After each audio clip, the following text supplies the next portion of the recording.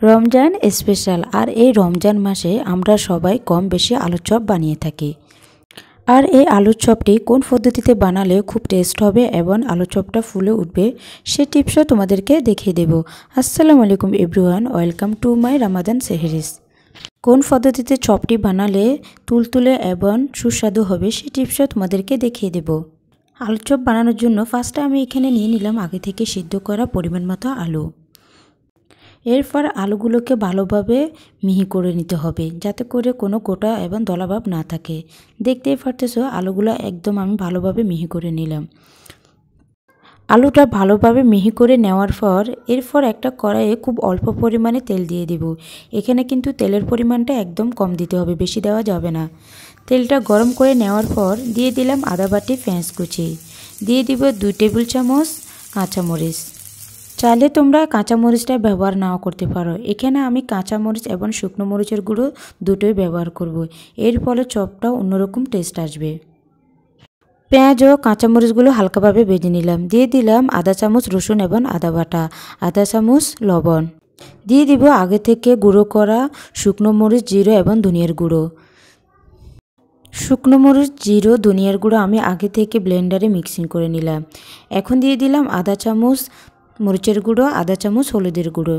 এইবার উপাদানগুলোকে ভালোভাবে একসাথে মিক্স করে নেব। এখানে কিন্তু একটা জিনিস ভালোভাবে লক্ষ্য রাখতে হবে, যতটা তেলের পরিমাণ কম দেওয়া যায়, কারণ তেলটা বেশি হলে আলুটা একদম নরম হয়ে যাবে, যাতে করে আলুটা শক্ত থাকে। এরপর ভালোভাবে উপাদানগুলো মিক্স করে নেওয়ার পর এখন দিয়ে দিব মিহি করে নেওয়া আলুগুলোকে ভালোভাবে উপাদানের সাথে মিক্স করে নিব, আর যাতে করে দলা ভাবটা না থাকে তাই ভালোভাবে ফেটিয়ে নিতে হবে। চুলোর আঁচটা একদম মিডিয়াম করে প্রায় 3 থেকে 4 মিনিটের মতো আলুগুলো ভালোভাবে ভেজে নিতে হবে।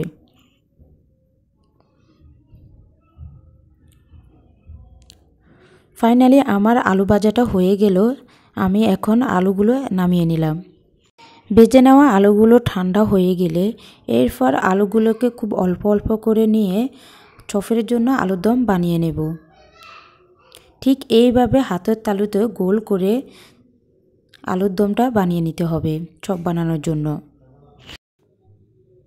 আর এইভাবে চপ তৈরি করার জন্য ফুল আলুর দমগুলো এভাবে বানিয়ে নিতে হবে। ফাইনালি আলুর চপ তৈরি করার জন্য আমার আলুর দমগুলো বানানো হয়ে গেল।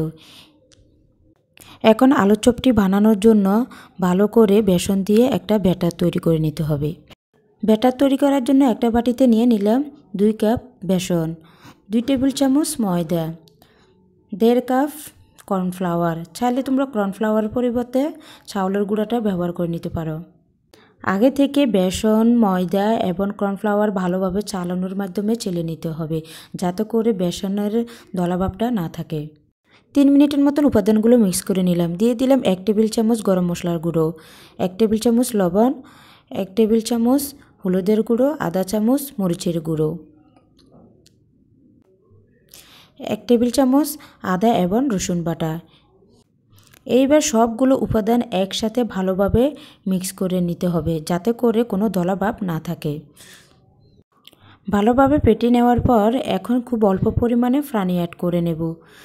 ব্যাটার তৈরির ক্ষেত্রে কিন্তু পানিটা ধাপে ধাপে দিতে হয়, ফুল পানি একসাথে দেওয়া যাবে না।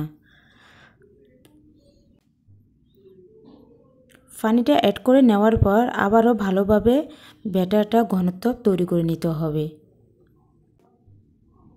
লক্ষ্য রাখতে হবে পানির পরিমাণটা কিন্তু বেশি দেওয়া যাবে না, এতে করে ব্যাটারটা খুব পাতলা হয়ে যেতে পারে। আর ব্যাটারটা যদি পাতলা হয়ে যায় তাহলে কিন্তু আলু চপটা বানানো হবে না। প্রায় 4 থেকে 5 বার পানি অ্যাড করে সম্পূর্ণ ব্যাটারটা তৈরি করে নিতে হবে। ব্যাটারের যতক্ষণ পর্যন্ত দলাভাবটা না যাবে ততক্ষণ পর্যন্ত ব্যাটারটা ফেটে নেব। ভালোভাবে ফেটে নেওয়া হয়ে গেলে এখন দিয়ে দিব 1 টেবিল চামচ বেকিং পাউডার। বেকিং পাউডারটা আমি প্রথমে ব্যবহার করলাম না, সম্পূর্ণ ব্যাটার ফেটে নেওয়ার পর বেকিং পাউডারটা দিলে এতে করে চপগুলো একদম সুন্দর হয়। সো আমার ফাইনালি ব্যাটারটা তৈরি করা হয়ে গেল। ব্যাটারটা ভালোভাবে তৈরি হয়েছে কিনা তা আঙ্গুল দিয়ে চেক করে নেব। দেখতেই পারতেছ আঙ্গুলের গায়ে ব্যাটারটা লেগে আছে আঠালোভাবে। এবার একটা ফ্রাই প্যানে আগে থেকে পরিমাণ মতো তেল নিয়ে নিলাম। তেলটা ভালোভাবে গরম করে নেওয়ার পর দিয়ে দেব ব্যাটার লাগানো আলুর দম। একটা চামচ দ্বারা তেলগুলোকে উপরে ঢেলে দেবে যাতে করে আলু চপগুলো ফুলে ওঠে।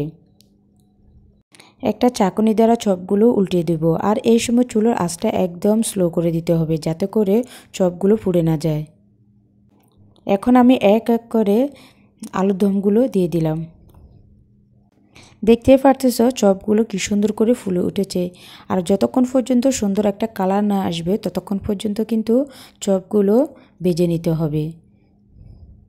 প্রায় 4 থেকে 5 মিনিটের মতো ধরে ভেজে নিতে হবে সুন্দর একটা কালার আসার জন্য। চপের সুন্দর একটা পারফেক্ট কালার আসার পর চপগুলো নিয়ে নিতে হবে যাতে করে পুড়ে না যায়।